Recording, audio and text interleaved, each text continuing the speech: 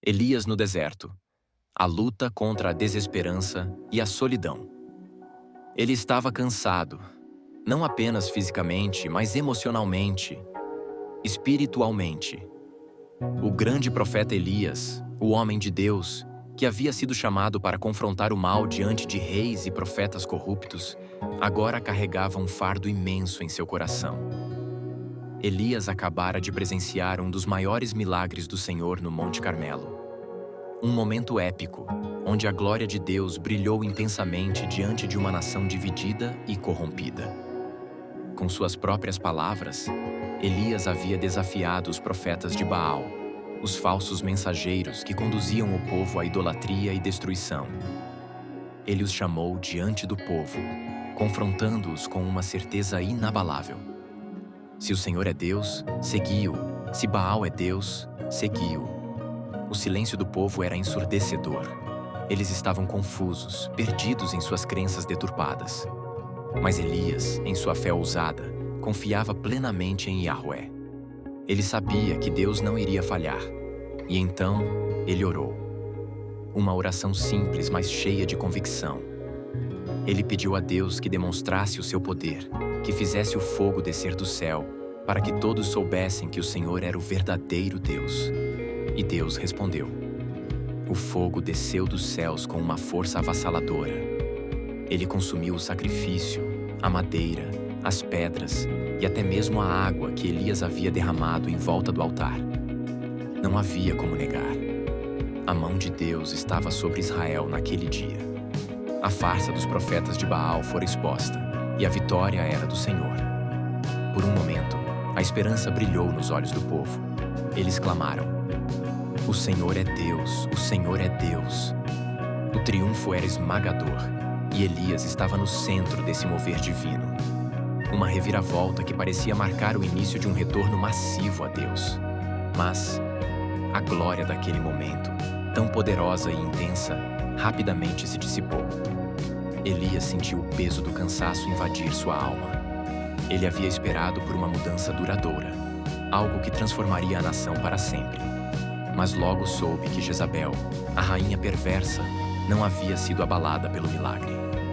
Seu coração permaneceu endurecido, e ela jurou vingança. Ela prometeu, em nome dos deuses que servia, que dentro de 24 horas, Elias estaria morto.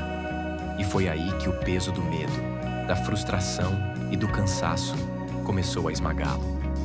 Elias, o profeta valente que desafiara reis e falsos deuses, agora sentia uma pressão avassaladora sobre seu espírito. Ele estava exausto. Não era apenas o medo de perder sua vida. Era o sentimento de que, apesar de tudo, nada havia mudado de fato. A nação permanecia corrupta, o mal ainda reinava, e ele estava sozinho nessa luta. A vitória no Carmelo, por mais impressionante que fosse, não trouxe o descanso que ele tanto ansiava. A batalha parecia interminável, e naquele momento, um profundo desânimo tomou conta de Elias. Ele não via mais saída. O peso de sua missão o sufocava, e o grande profeta de Deus, agora, desejava apenas desaparecer. Jezabel, a perversa rainha de Israel, cujo coração estava enraizado nas trevas da idolatria, ouviu sobre o triunfo de Elias no Monte Carmelo. Em vez de se arrepender diante do Deus verdadeiro, Jezabel reagiu com ódio ainda mais feroz. Ela fez um juramento solene. Elias morreria.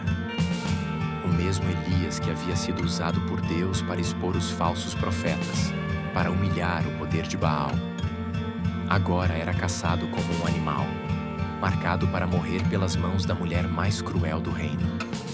Elias, o profeta ousado, aquele que enfrentara centenas de profetas de Baal, aquele que havia visto o fogo do céu consumir seu sacrifício, agora estava dominado pelo medo. Não era uma simples sensação de pavor momentâneo. Era um medo profundo, uma angústia que vinha das profundezas de sua alma cansada. Mas não estava apenas cansado de fugir de Jezabel. Ele estava cansado de lutar. Cada passo que ele dava no deserto era um reflexo de seu esgotamento interno. Ele havia dado tudo de si. Pregado, confrontado, clamado pela justiça de Deus. Mas a nação de Israel, em sua maior parte, permanecia indiferente, rebelde. Ele sentia que seus esforços haviam sido em vão. O peso dessa percepção esmagava sua alma como um fardo insuportável. Ele foi para o deserto. Não o deserto onde o Senhor o sustentara antes, junto ao ribeiro de Querite, mas um deserto de solidão e desespero. Ele caminhou, sem rumo, até que suas forças se esgotaram completamente. E ali, sob a sombra solitária de um pequeno junípero, ele caiu de joelhos. Suas mãos, que antes erguiam-se em clamor por fogo e chuva, agora se erguiam em súplica por algo bem diferente. Elias pediu a morte. Aqueles lábios que outrora profetizaram vida e julgamento, agora proferiam palavras de desespero. Já basta, Senhor. Toma agora a minha vida, pois não sou melhor que meus pais. 1 Reis 19:4. E ali, no silêncio do deserto, Elias se entregou ao desespero. O grande profeta estava quebrado. Já basta, Senhor. Toma agora a minha vida, pois não sou melhor que meus pais. 1 Reis 19:4. Essas palavras de Elias revelavam o profundo esgotamento que tomava conta de seu ser. Ele estava exausto. Não era apenas o cansaço físico de sua longa fuga, mas uma exaustão espiritual e emocional que o dominava por completo. Elias havia passado anos lutando contra a maldade, enfrentando reis e falsos profetas, pregando a verdade em um ambiente corrompido. Mas naquele momento, tudo parecia em vão. O peso da solidão o envolvia como um manto sombrio, sufocando sua esperança. Ele se via completamente isolado, sem apoio, sem consolo, como se o próprio céu estivesse distante, estava presente. Deus ouviu a oração de Elias, mas não da maneira que o profeta imaginava. Elias havia pedido a morte, desejando o fim de sua luta e seu sofrimento. Mas Deus, em sua infinita graça, não respondeu com julgamento ou reprovação. Em vez disso, ele enviou um anjo, um mensageiro celestial. Esse anjo não trouxe uma palavra dura, não veio para confrontar o desânimo de Elias. Pelo contrário, ele veio com um gesto de compaixão e cuidado. O toque suave do anjo sobre Elias foi como um bálsamo para sua alma ferida. E em vez de morte, o anjo trouxe sustento. Com uma voz tranquila disse: levanta-te e come. 1 Reis 19:5. Sua alma estava tão cansada que ele voltou a deitar-se, como se o descanso físico pudesse aliviar a carga emocional e espiritual que o esmagava. O grande profeta, que havia feito tanto, agora estava preso em sua própria escuridão interior. Mas o anjo de Deus não desistiu dele. Pela segunda vez, com a mesma ternura e paciência, o mensageiro celestial tocou Elias. E mais uma vez, ele falou: levanta-te e come, porque o caminho te será sobremodo longo. 1 Reis 19:7. O momento de fraqueza de Elias e o cuidado contínuo de Deus, reforçando o toque de compaixão e paciência do anjo. Elias obedeceu. Ainda que seu coração estivesse pesado e sua alma exausta, ele atendeu ao chamado. Quando finalmente chegou, Elias se refugiou em uma caverna escura e fria, escondido nas profundezas daquela montanha sagrada. Ele estava sozinho novamente, cercado pelo silêncio do lugar. Mas ali, no coração do Monte Horebe, o Senhor veio ao encontro de seu profeta. Deus se manifestou, mas não da maneira que Elias esperava. Não foi no vento forte que sacudiu a montanha, nem no terremoto que abalou a terra, nem no fogo intenso que consumia tudo em volta. Essas forças poderosas passaram diante de Elias, mas Deus não estava nelas. Então, depois de toda aquela demonstração de poder, veio algo diferente. Uma voz mansa e suave. No silêncio que se seguiu, Elias ouviu o que não ouvira no vento, no terremoto, nem no fogo. Aquela pergunta não era apenas sobre o lugar físico em que Elias se encontrava, mas sobre o estado de sua alma.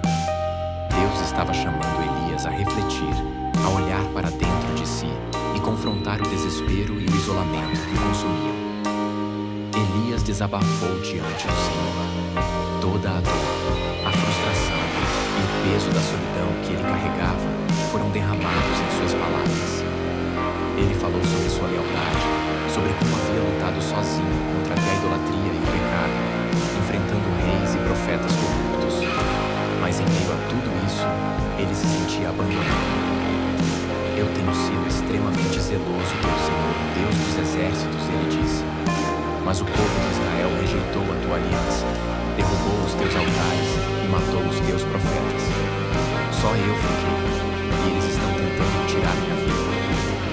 1 Reis 19:14. Elias não estava sozinho, nem abandonado. Eu reservei para mim 7.000 em Israel, todos os joelhos que não se dobraram a Baal, e toda a boca que não beijou. 1 Reis 19:18. 7.000 filhos, 7.000 que, assim como Elias, não haviam se curvado diante dos falsos deuses. Elias não era o único, e o plano de Deus estava muito além do que ele podia ver. O Senhor lembrou que, mesmo em meio à aparente desolação, ele ainda tinha um povo, um remanescente fiel. Deus sempre preserva sua promessa, e Elias fazia parte de algo muito maior do que ele podia compreender naquele momento. A jornada de Elias no deserto nos oferece uma lição profunda sobre a condição humana e a fidelidade divina. Até os mais fortes, aqueles que parecem inabaláveis em sua fé e coragem, podem se sentir desesperançados, isolados e até mesmo derrotados. Elias, um dos maiores profetas de Deus, não foi exceção. Mesmo após testemunhar poderosos milagres e confrontar a idolatria, ele caiu em um abismo de desespero e solidão. Mas a história de Elias também nos lembra de uma verdade essencial: Deus nunca nos abandona. Mesmo quando sentimos que estamos sozinhos, perdidos em nossos próprios desertos de sofrimento e cansaço, a presença de Deus é uma constante. Em nossos momentos mais sombrios, quando o peso da desesperança parece insuportável, Deus está presente, oferecendo suas mãos para nos sustentar e alimentar. Às vezes, sua intervenção não vem com estrondos de trovões ou chamas de fogo, como Elias esperava. Em vez disso, Deus nos fala através de um sussurro suave e reconfortante. Esse sussurro é um lembrete de que, mesmo nas horas mais difíceis, não estamos sozinhos.